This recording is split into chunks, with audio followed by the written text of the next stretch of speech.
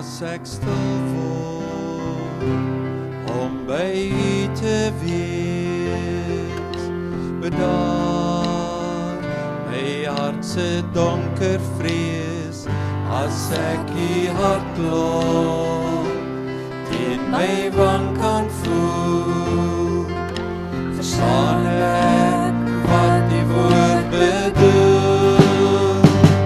U is wonderbare raadsman, U is magtige God, U is ewige Vader, U is vredevors, U is wonderbare raadsman, U is magtige God, U is ewige Vader, U is vredevors.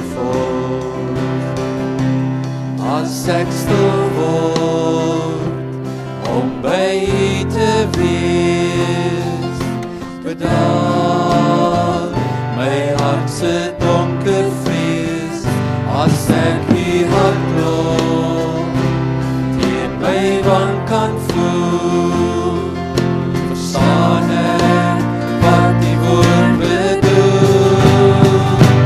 U is wonderbare raadsman, U is magtige God, U is ewige Vader, U is vredevors, U is wonderbare raadsman, U is magtige God, U is ewige Vader, U is vredevors, U is wonderbare raadsman, U is magtige God, U is ewige Vader, U is vredevors, U is wonderbare raadsman, U is magtige God, U is ewige Vader, U is vredevors.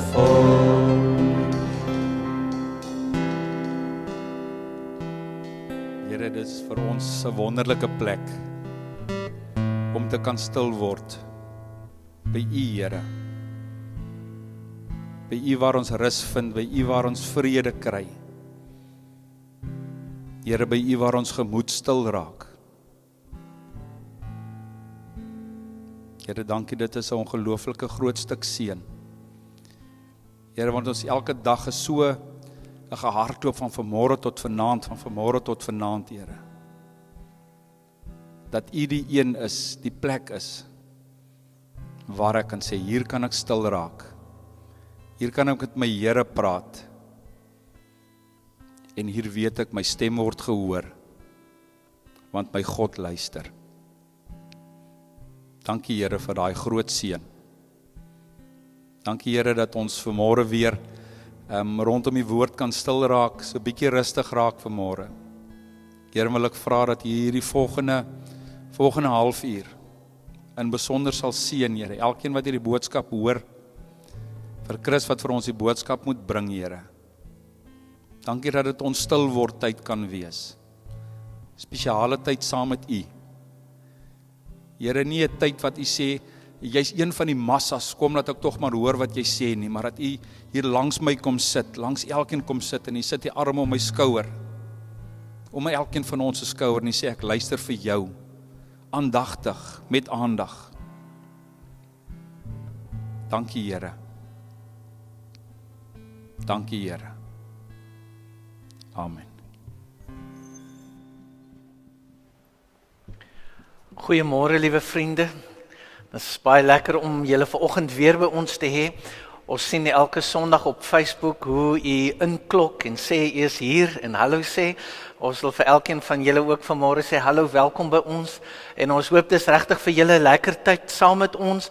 Dis vir ons altyd 'n voorreg om hier te wees saam met die musiekbediening en weet dat julle ook daar kyk. Nou gebruikliker tyd het ons gee ons nou aandag aan ons gebedsversoeke. Ons sit dit natuurlik op ons WhatsApp groep, maar ons wil u tog uitnooi. Vandag skakel ons in by 'n dag van verootmoediging en gebed en ons bid spesifiek vir die pandemie. Hulle wat dan ook getref word deur werkloosheid en armoede, maar ook hulle in die gesondheidsdienste en ander dienste soos die skole wat in die frontlinie staan as dit ware. Maar so wil ons ook bid vir ons plaaslike bestuur, natuurlik ook die droogte en die waterkrisis wat ons beleef, as ook dan die geweld in ons land en veral in hierdie maand wat ons fokus teen geweld teen vroue. Kom ons gee 'n paar oomblikke net van stil gebed. As een van hierdie sake jou hart geraak het, tree asseblief nou saam met ons in daarvoor, maar natuurlik ook die res van die dag. Ons gee gou 'n paar oomblikke van voorbidding.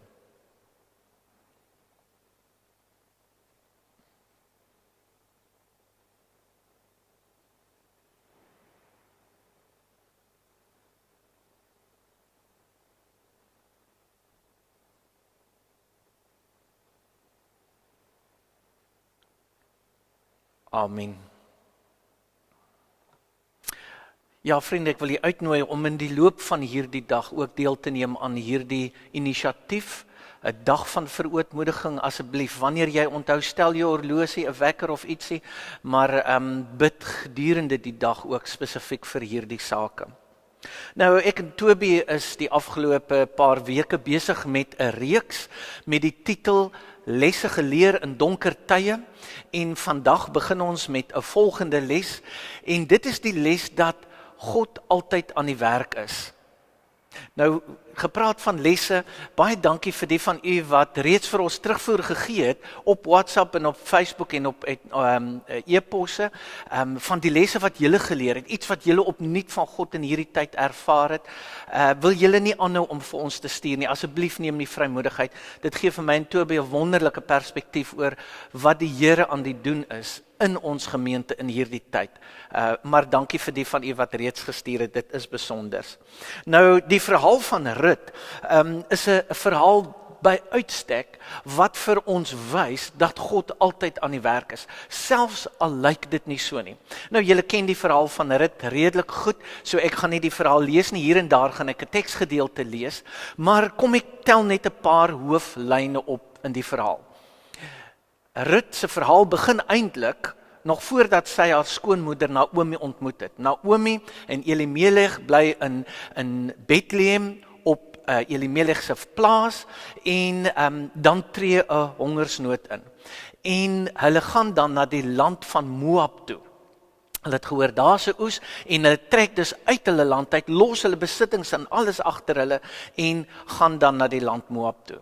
Daar kry hulle dan 2 seuns, die 2 seuns trou met 2 vroue van Moab, en dan kom Elimelech te sterwe. En kort daarna ook Naomi se 2 seuns. En dan is sy alleen. En dan besluit Naomi dat sy is in 'n benarde situasie, sy moet iets doen. En sy besef maar, daar's min wat sy kan doen, want sy is uitgelewer aan hierdie omstandighede wat met haar gebeur het, waaraan sy geen aandeel het nie.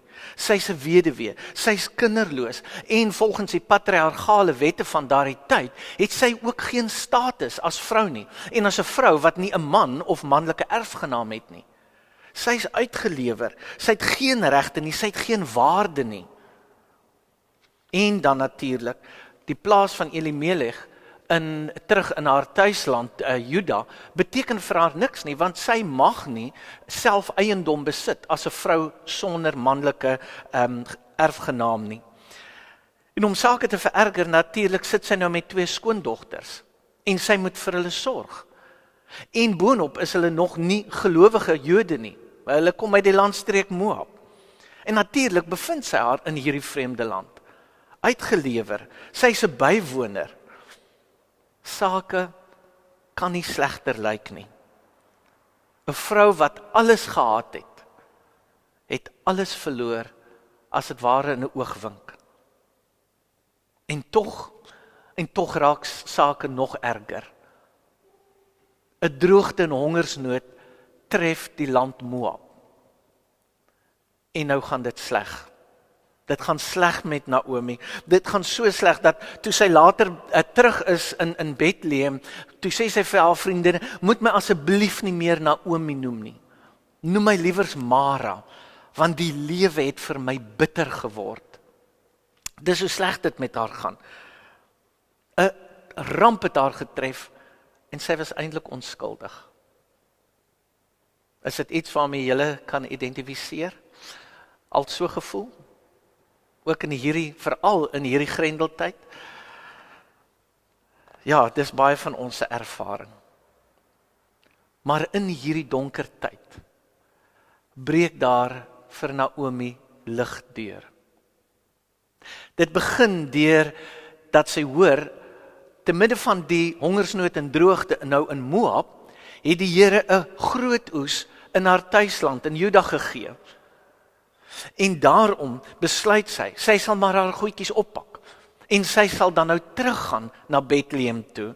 En sy sal vereers teruggaan na hulle plaas toe, maar sy weet, dis nie meer haar besitting nie, sy sal dit moet verkoop. Die tweede ligpunt breek vir haar deur in die vorm van Rut. Toe Naomi besluit om terug te gaan sy en haar 2 skoondogters aanvanklik saam terug, en dan op pad besef Naomi, maar dis onregverdig om dit aan Orpa en aan Rut te doen. Hulle gaan vreemdelinge in Israel wees. So sy sê toe vir hulle, wil julle nie teruggaan na julle ouerhuis, na julle eie tuisland toe nie. Daar kan julle weer vir julle nuwe toekoms uitkap. Julle kan weer 'n man ontmoet, weer kinders kry, en julle kan weer versorg en beskerm wees.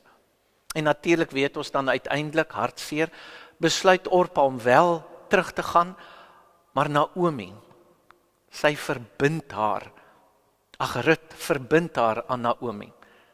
Sy besluit nie net om by haar te bly nie, sy lê 'n belofte voor die Here af, sy sal by Naomi bly. En dan gaan hulle 2 terug na Bethlehem toe, en probeer daar weer vir hulle heenkome vind. Die derde, die finale lig wat vir Naomi in haar donker toestand deurbreek, gebeur juis hier. En dit in die vorm van Boas. Sien wat gebeur is, julle sal nou onthou, terug in Bethlehem sê Rut vir Naomi, moenie bekommer nie, ek sal vir jou sorg, en sy sal gaan are optel op die lande waar hulle nou graan oes, dan sal sy agter die plukkers aanstap, en sy sal die are wat op die grond val, sal sy optel, want dit was hulle reg in daardie tyd.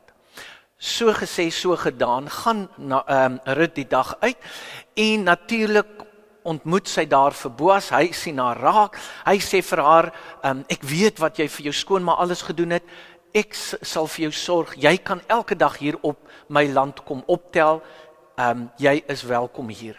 Terug by die huis, vertel Rut ewe opgewonde dit vir Naomi, en Naomi besef toe, maar Boas is die ryk familielid van Elimelech, wat al die tyd daar in Bethlehem gebly het, naby hulle. En dalk kan hy hulle help uit hulle penarie. En dan, 'n tydjie later, hoor Naomi, maar Boas is op die garsvloer besig om te dors, en sy maak dan die plan, sy stuur vir Rut om haar mooi aan te trek, na Boas toe te gaan, en dan by sy voete in te kruip die nag. En dan, as Boas wakker word, en hy besef, dit is Rut, dan besluit hy daar en dan, om as haar losser op te tree. En dis vir my waar die fokus van ons verhaal inkom vandag. Sien, 'n losser in daardie tyd was die manlike familielid naaste aan die weduwee, wat met haar moes trou. Met ander woorde, in hierdie geval, het Naomi se man te sterwe gekom, en haar naaste familielid het dan die reg gehad om met haar te trou. Op die manier sal hy dan vir haar beskerm en versorg, sal sy weer regte het en waarde het, maar sy sal dan ook hopelik 'n manlike nageslag by die familielid verwek. En so sal haar oorspronklike man, in die geval Elimelech, se besitting, sy plaas, sy grond, sal alles in sy nageslag bly, in die nuwe seun wat dan vir hom gebore is, deur die naaste familielid. Hy tree dus as losser op. Maar nou is daar 'n probleem. Want Boas besef dat hy 'n familielid is en hy as losser kan optree. En hy wil graag, want hy het in die proses ontdek, hy wil nie net graag vir Naomi en vir Rut help nie. Nee, hy het vir Rut lief geraak. En hy wil graag met haar trou. Maar daar's een klein probleempie. Daar is 'n ander manlike familielid wat nader aan Naomi is as Boas self. En toe beraam hy hierdie plan. Hy gaan toe na die familielid toe in Rut 4 vanaf vers 3. En Boas sê toe vir die losser: Naomi, die vrou wat uit Moab teruggekom het, bied die stuk grond wat aan ons familielid Elimelek behoort het te koop aan, want sy moet. Ek het gedink, ek behoort dit vir jou te sê, koop dit nou in die teenwoordigheid van almal wat hier sit en voor die leiers van die volk. Indien jy bereid is om as losser op te tree, doen dit dan.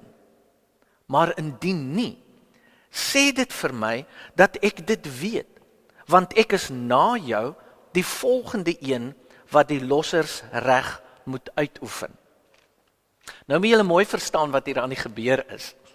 Hierdie losser, die naaste familielid, is onmiddellik opgewonde. Want Naomi is deel van die pakket. Hy weet, as hy die stuk grond koop, dan koop hy in 'n mooi manier ook vir Naomi saam. Moet hy met haar trou en sorg dat sy 'n nageslag verwek. Maar nou weet hy, die grond van Elimelek is 'n wonderlike aanwinst tot sy skatte. En Naomi is oud. So sy gaan nie meer lank leef nie. En as sy nog lank genoeg leef, is sy te oud om kinders te kry. So binnekort kom al Elimelek se grond na hom toe en het hy 'n groter erflating aan sy kinders.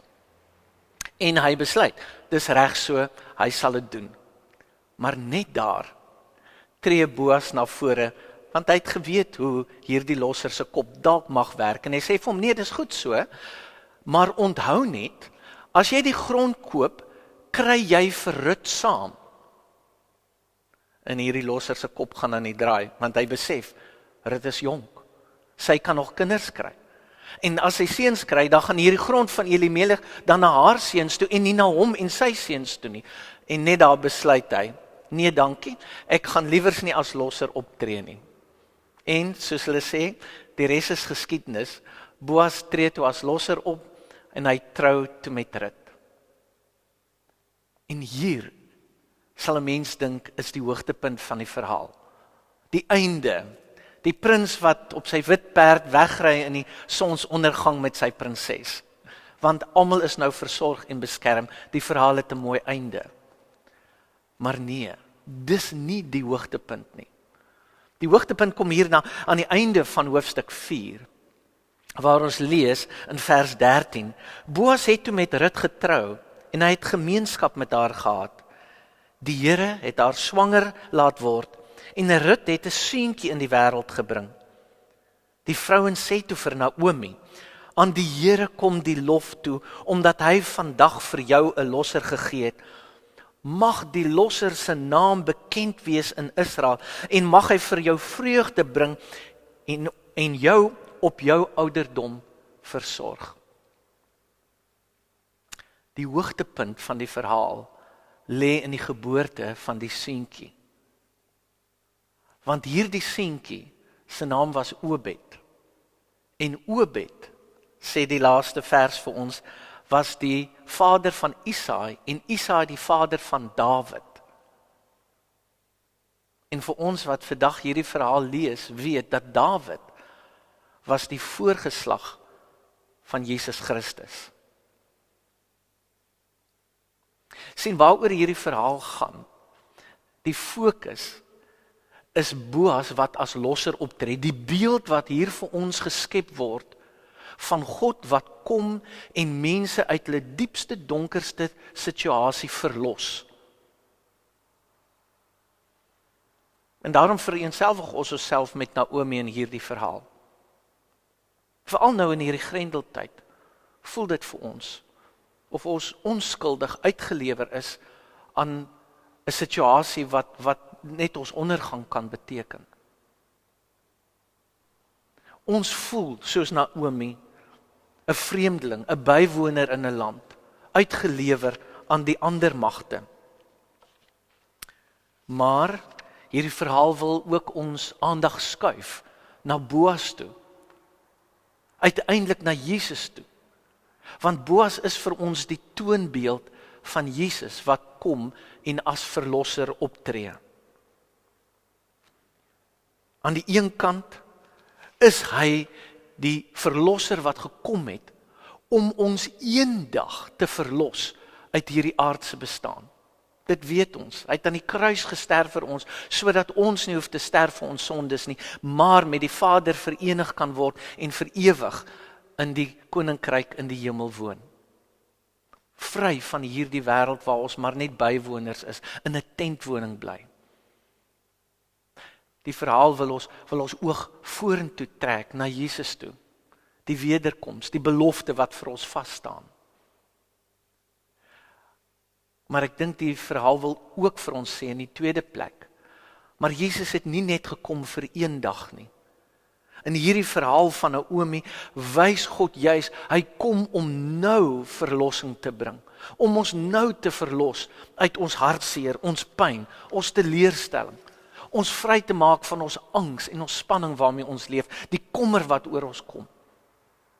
Jesus het nie net gekom vir een dag nie. Hy het dit oor en oor bewys in sy bediening op aarde. Hy het ook gekom vir nou, om nou as verlosser op te tree, soos wat Boas, Naomi en Rut se verlosser was. In hierdie donker tyd voel dit vir ons, soms lyk dit of God nie aan die werk is nie. Of hy nie hier is nie, of hy nie help nie, of dit net swaarder en swaarder gaan. Maar die waarheid is, God is hier, altyd, maar altyd aan die werk. Al sien ons hom nie, al voel ons hom nie nou nie, is hy besig. En kom hy op onverwagse tye en doen die onmoontlike. Op onwaarskynlike maniere kom hy en bring hy vir ons verlossing.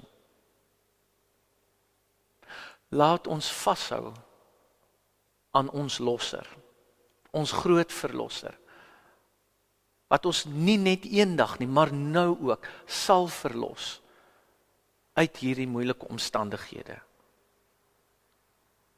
In hierdie dag, in hierdie tyd wat ons nou beleef. Mag die verhaal van Naomi, van Boas, juis vir ons vul met hoop en 'n verwagting dat God aan die werk is, besig om ons verlossing te berei. Kom ons bid saam.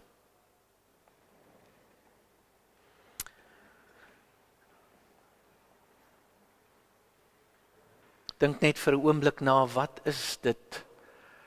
Hoe sou jy jou situasie nou beskryf op hierdie stadium? Voel jy weerloos, uitgelewer, dat God dalk nie van jou weet nie?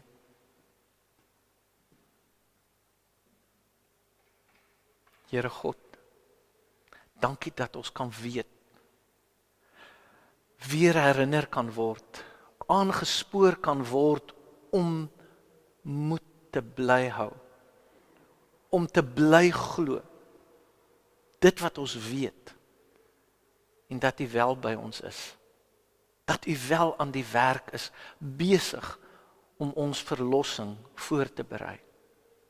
Dankie dat ons verlossing eendag by die hiernamaals vas en seker staan. Maar dankie dat ons ook kan weet, ons verlossing nou in hierdie dae, in hierdie tyd, is ook verseker, omdat U nou ook hier is met ons. Wees ons genadig en seën ons in Jesus se naam. Amen.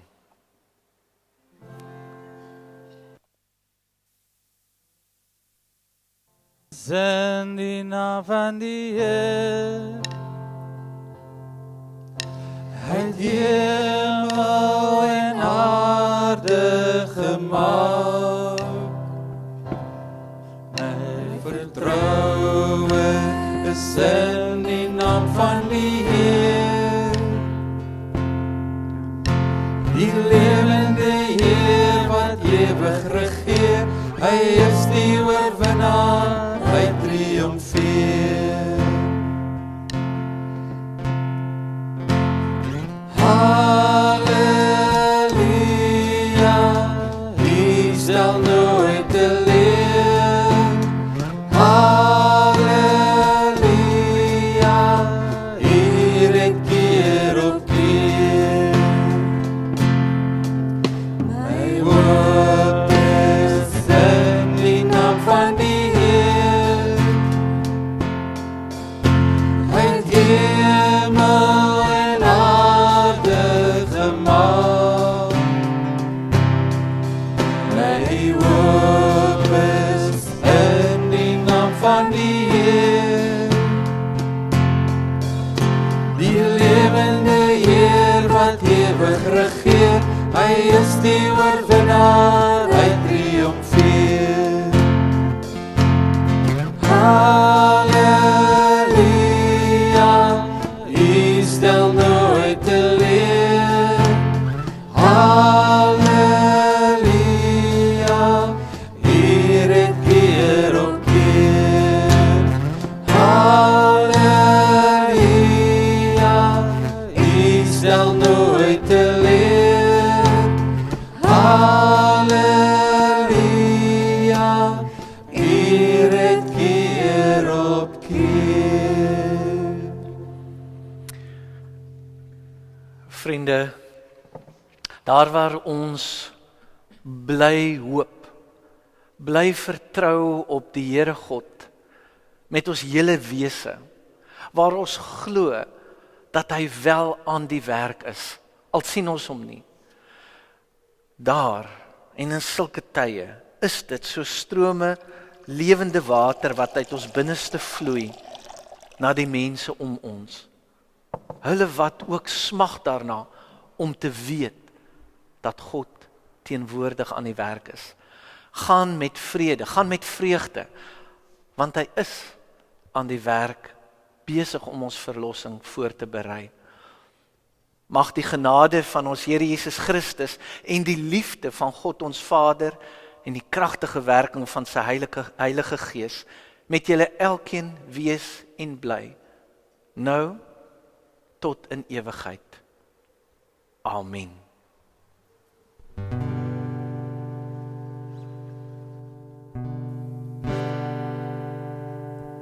I believe you are able.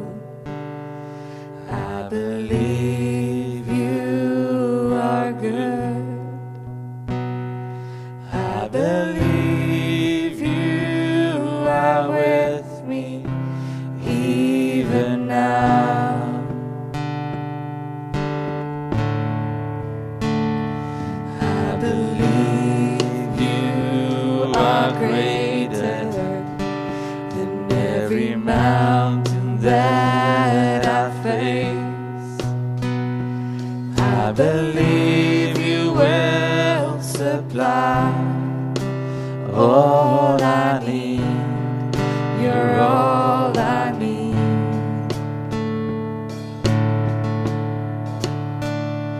Till the ocean runs dry, my God is my provider. Though my heart it may fail, your love will light the way. And if there's one thing I know that you are with me. You're my provider, my provider. Would you speak I can do this on my own. So I lift up my eyes, for my help is found in you, found in you.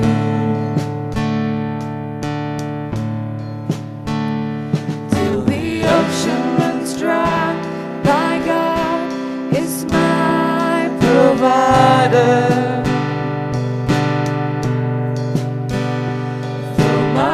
It may fail, your love will light the way.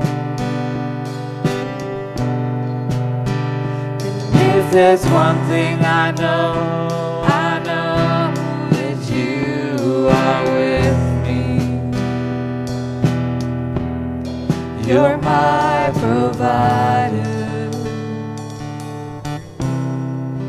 my provider.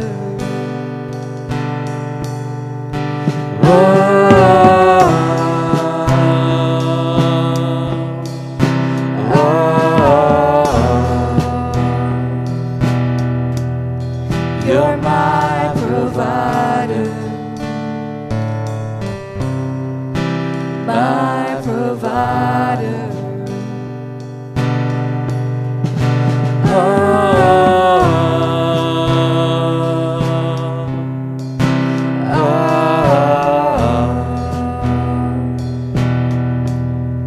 You're my provider.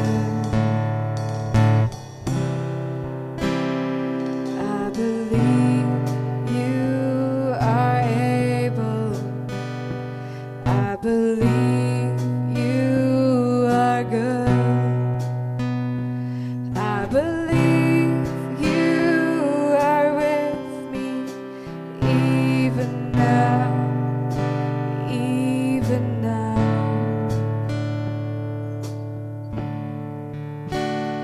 Till the ocean runs dry, my God is my provider.